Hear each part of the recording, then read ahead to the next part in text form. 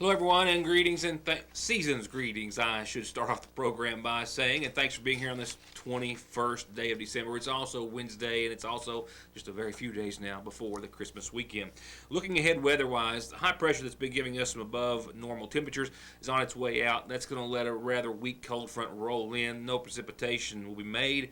It will ebb temperatures back just a bit tomorrow. Then we're seeing warmer air and wetter conditions in time for your weekend. And we'll pinpoint all that as it has been tweaked, that being your forecast quite significantly as far as temperatures and timing is concerned. So we'll talk about all that in just a second. I had hoped, as always, it's a daily hope that we have nothing but good news, and of course, it's just not a reality.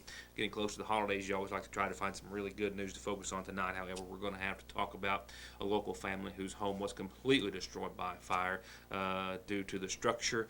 Basically, they were forced to just sit back, as were firemen, and watch it completely burn to the ground just days before Christmas. We'll talk to firemen there and learn more in just a few moments. We'll also have some other news tonight. A couple of reports of animal cruelty, one which did not turn out to be as such, but one which has netted in a few charges by the McGoffin County Sheriff's Department. And as members of the Kentucky State Police and Commercial Vehicle Enforcement, which were merged some time ago, are saying goodbye to one of their own who was killed in an auto accident earlier this morning. I also had a few words to be said, rather, by a few commercial vehicle enforcement officers who were paying it back, so to speak, just in time for the holidays in Sangersville earlier today. So we'll get to all of that in just a few moments, and maybe even some more. With that said, we'll go ahead and begin with our top story this evening: a 4-alarm fire that first summoned McGoffin County 911, who then, of course, summoned the District 3 Fire Department after a family who lives on Shafter Arnott Road, which is in the Royalton area, or close to the Royalton area, was getting ready for work this morning. A smell of smoke, soon followed by the sight of fire, forced them out of their home in a matter of only seconds with only a few belongings in tow. In all, a 4-alarm fire that first summoned McGoffin County 911 and then the District 3 Fire Department after a family on Shafter Arnott Road, which is the first right past the Oakley store. After that family was getting ready for work and smelled smoke. They made it out safely, I'm very glad to report. They did so, however, with only a very few pictures and personal belongings that they could grab on their way out, only to have to stand back and watch as the home that they had just bought, remodeled, and moved into last month burned to the ground. It was coming out of the roof already. It was, the owner said it was out, coming between the walls already when they found it. So it was already coming out of the roof. We made access up on the roof, and tried to put it out. But that was actually a house built around the house, and when it's boxed like that, they ain't nothing to do. Stayed 2 hours up there back when it's like that, it's box house, and it gets in the walls, you can't get it out. A box house, a term that most of us are familiar with, refers to an older home. This one, for example, the original structure built back in 1921, the homeowner tells me, and added on to over the years. And basically, in some occasions, it's a house built around a house, as Chief Joseph put it, and it can often, as it did today, present significant problems to firefighters and sometimes impossibilities, they tell me, as it did today. I spoke with Chad Hall earlier today, and he says that while they were getting ready for work, one of them smelled smoke and then found it coming out of the attic. And in a matter of seconds, smoke and fire soon started traveling down the wall. He says it was very quick thereafter. They called 911 and then started to get what they could and get out, and they did so just in time.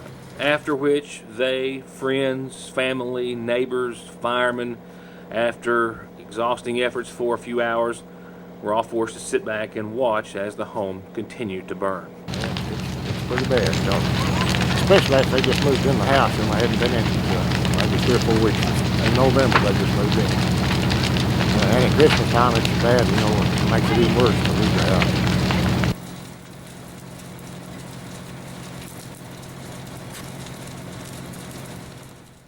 The house was insured, just being newly purchased, but as you can very well and obviously see, was a complete and total loss with the exception of those few items that they were able to save.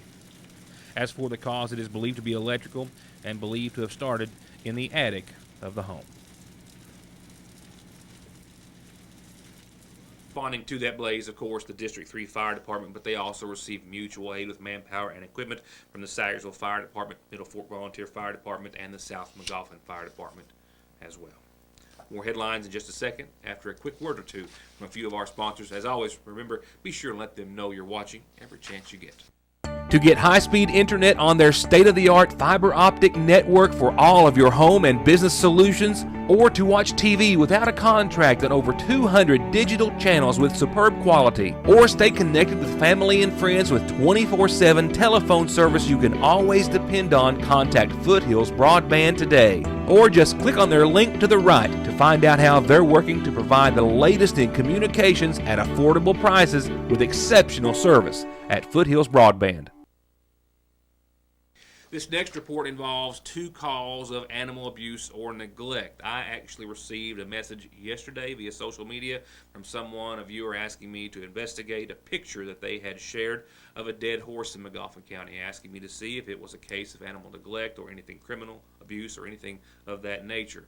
To which I first called the Magoffin County Sheriff's Department to ask if they were aware of it and if they had an ongoing investigation. While doing so, I also learned of charges of animal neglect or abuse which they have filed, which are not related to the horse, but rather 2 dogs at a home on Licking River Road. The department says that they did respond to the call of the horse that was dead, but found it not to be abuse. On Monday, around 3:45 closing time, we received a call that there was a dead animal. And they wanted some resources on how to bury the animal, so we directed the call up to the judge's office. And upon them calling upstairs, they reported that the animal had been neglected and had been mistreated and abused. Around 7 o'clock that night, I got notification that it was on social media that we were failing to do our jobs properly, that no one had responded to any complaints that had been called in that day.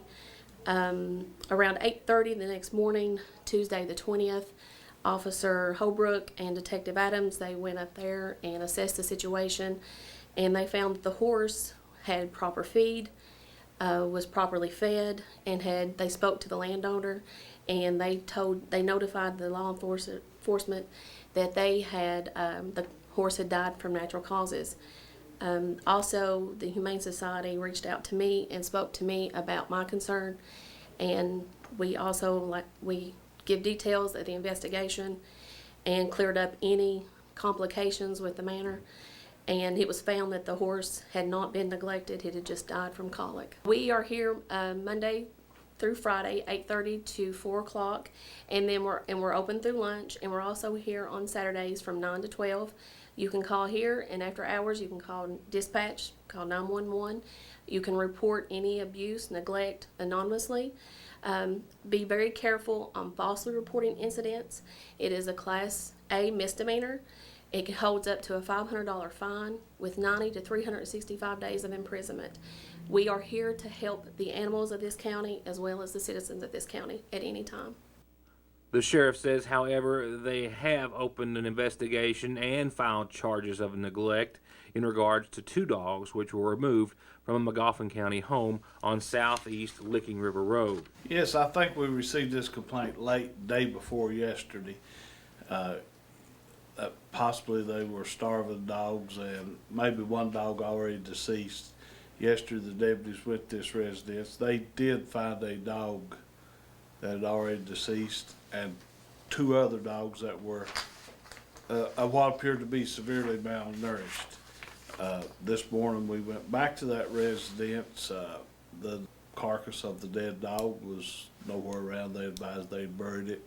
We did take the other 2 dogs into custody, or whatever you might say, and placed them in temporary homes. We have took them to the vet, had them checked out, and confirmed our suspicions. 2 individuals were charged with 3 counts each of cruelty to animals, 2nd degree. What advice do you give to anybody out there who who thinks they have a case of animal cruelty or. Well, anytime they have a case like this that they think's animal cruelty, they need to contact my office. They contact me. Most people in the county has my cell phone number, and we will look into it. But it would, in a lot of cases, it'd be nice if we get called before the animal goes ahead and passes on, if there is a case of that. But we'd be glad to look into all these cases, and but feel free at any time to call. I'd rather go out and nothing be wrong as not be called and not go out and an animal dies. The sheriff says that 2 people were charged but not arrested, but will have to make a court appearance, that being 46-year-old David Fitch and 39-year-old Rosa Marie Fitch of Southeast Licking River Road, each charged with 3 counts of cruelty to animals in the 2nd degree. Not a whole lot, as I said last night, happening on our community calendar. Just a few days before Christmas, it's time to celebrate Christmas. But that doesn't mean I don't have a couple, I believe, of birthday wishes to pass along. In fact, I've got one that I put on a couple of days earlier this week that I'll be doing again. I got a happy birthday. This one isn't it. I got a happy birthday today. A happy 22nd birthday to Sigs Rao from Riggs, Maddie, Mom, Dad, and a whole lot of family and friends. Happy birthday today to Sigs Rao. And birthday wishes going out on this 21st day of December to Jamie Neal Gibson of Mom, Dad, and a host of family and friends. Happy, happy, happy birthday. And like I said, pretty short community calendar, but that doesn't mean you can't have your announcement here. You know the drill. Just get it to me any way you can. Drop it off at the newsroom, mail, phone, fax, email, whatever you want to do. Just tell me. We'll tell everyone about it. And I'll tell you more about our headlines in just a minute. Indeed, a very bittersweet and much more bitter day for, I believe, for members of the Kentucky State Police and most definitely commercial vehicle enforcement. I had the opportunity to speak to a few officers of CVE earlier today for a very nice, pleasant Christmas-related event. However, it did follow the death of one of their own, as news quickly broke this morning about the death in Rowan County as it related to a single-car crash of a veteran of commercial vehicle enforcement and the KSP. Early this morning on her way to work, one of her final few days before taking off for the Christmas holiday, a large contingency of family coming in, I believe maybe early next week, so she was going to be taking off several days then. Now her family, sadly, will be making funeral arrangements in her honor, and the Kentucky State Police and CVE will be saying goodbye to one of their own. The state police is investigating. It was a single vehicle crash that happened this morning eastbound on I-64, just about 9 miles or so out of Moorhead. Bonita Blanton, a commercial vehicle enforcement inspector, was driving her Crown Victoria, traveling east when she lost control of the vehicle. A lot of fog, potential for black ice, just a traveling situation that has not been clearly identified as of yet as to the contributing factor of the crash. But it is confirmed that her vehicle did careen off the south side of the roadway and struck an earth embankment where it came to a final rest. She was wearing her seatbelt. However, she was pronounced dead at the scene by the Rowan County coroner. She was 51. Blanton was hired by the Kentucky State Police as a dispatcher at the Moorhead Post in December of 2012. She was transferred to commercial vehicle enforcement as an inspector in December of last year. The accident, of course, does remain under investigation by the Kentucky State Police. Blanton was, as well as being an officer, a wife, a mother, and a grandmother as well. And a member of the same department of which I had the opportunity to speak to 2 other officers with on a completely different note earlier today, as I actually caught up with them in Sagersville on a bit of a Santa run. I ran into a friend of mine earlier today, actually to ask him about the loss of a coworker this morning that we mentioned earlier. But I did so and found out that he and his fellow officers had taken it upon their hearts to wish a local family a very Merry Christmas, and asked me if I could share a bit of the story. We answer complaints and calls and deal with, people every day, and every day we see families throughout counties that's struggling.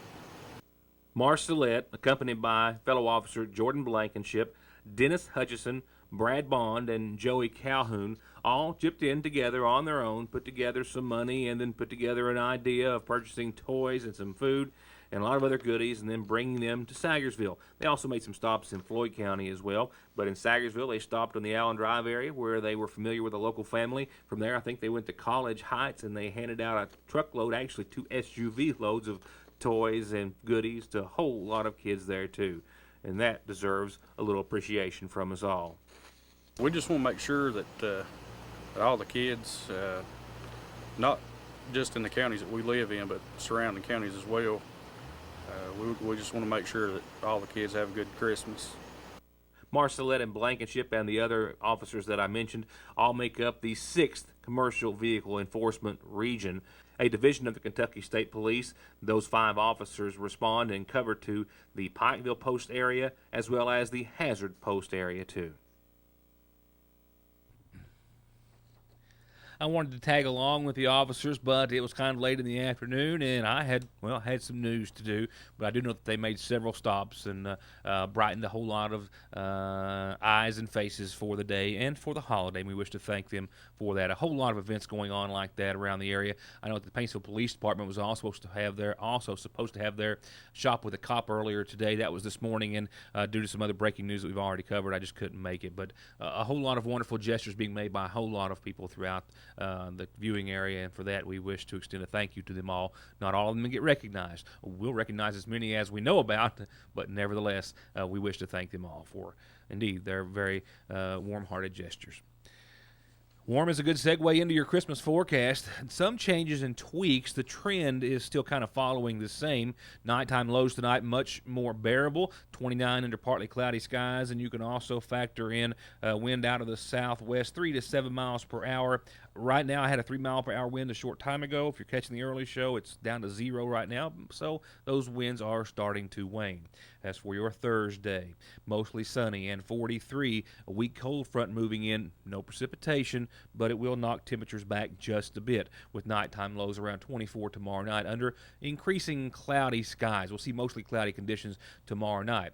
While we will see some sun make a return on your Friday, temperatures will start to creep back up to above average at 47, and then that's when changes start to happen. By Friday evening, Friday night, I've got showers likely. Right now, our window looks to be after midnight Friday night, maybe around 2 o'clock, technically Saturday morning, Friday night.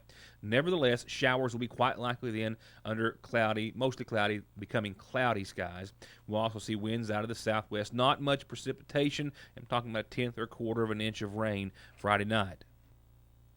As for Christmas Eve, which is also Saturday as we usually know it, showers will be likely, the bulk of which mainly before 9, but cloudy skies and 50 degrees will also be accompanied by a chance of showers to the tune of about 40% that will hang tough throughout the day. So some light scattered showers throughout the rest of your Christmas Eve. As for Christmas Day and your Sunday, I think the showers, Christmas Day now looks to be the driest for us. A 20% chance of some showers lingering up until about 10 o'clock or so. We'll still see mostly cloudy skies. We'll still see temperatures, though, close to 60 degrees for your Christmas. So I think a mostly dry Christmas Sunday. We'll start off next week. Some folks taking Monday off. I hope to be one of those. We'll wait and see.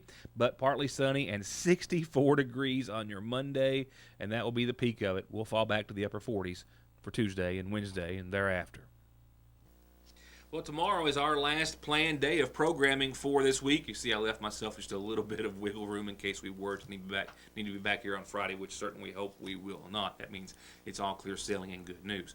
With that said, we have a camera tonight at the McGoffin County Board of Education meeting and some other news that you're only going to find if you find us for tomorrow's edition of Your News Today. For now, thank you for being a part of this one, and have a good night.